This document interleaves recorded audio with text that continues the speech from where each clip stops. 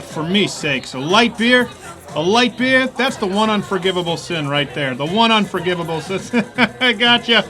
I'm just joshing you. But seriously, get me a porter.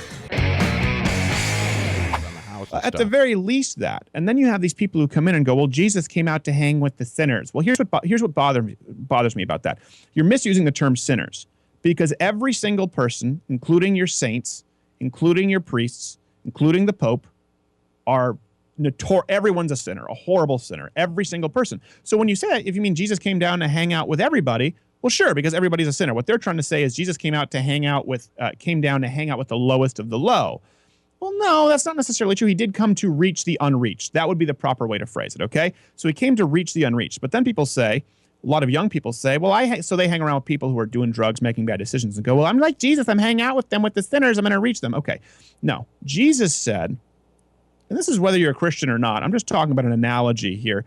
Jesus with these people, with tax collectors, prostitutes. Interesting that the Bible, by the way, puts tax collectors on the same playing field with prostitutes. I'm very happy about that. He said, hey, follow me, go and sin no more. Right? So he came and he reached those people. He reached the prostitutes. He reached the tax collectors, and they abandoned it to follow him. Do you really think Jesus would have been buddy-buddy drinking beers with someone who is still a criminal breaking the law? You think he would have wanted to be around that and associate with that? No. They were welcome to join him and abandon and be forgiven for their previous lifestyles. Do you think, though, he would have drank beer at all? Yes. He drank tons of wine. Well, I know about the wine, but beer always seems like it would be... That's a cultural thing now. Okay. That's even one thing. If you look at, I was reading some training from old strongman books, and they will say, this is the lifestyle one must live.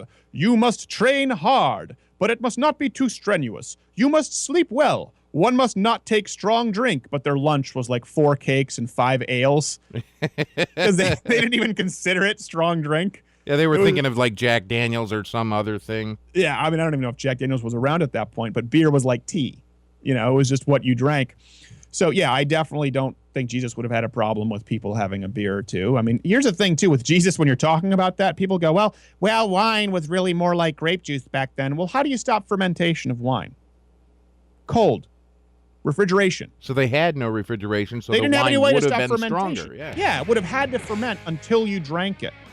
And not only was Jesus there with his first miracle, turning water to wine, if you understand the context of the Bible, read any books or verses that talk about weddings in the Old Testament, it always talks about overflowing with wine. That's what people did, lots of wine at a wedding. So they anticipated this. This was a big wedding, and they still ran out of wine after they had consumed so much wine that they ran out, and Jesus still turned water to wine anyways.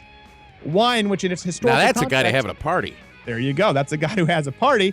And again, in its historical context, wine that in all likelihood was stronger than today.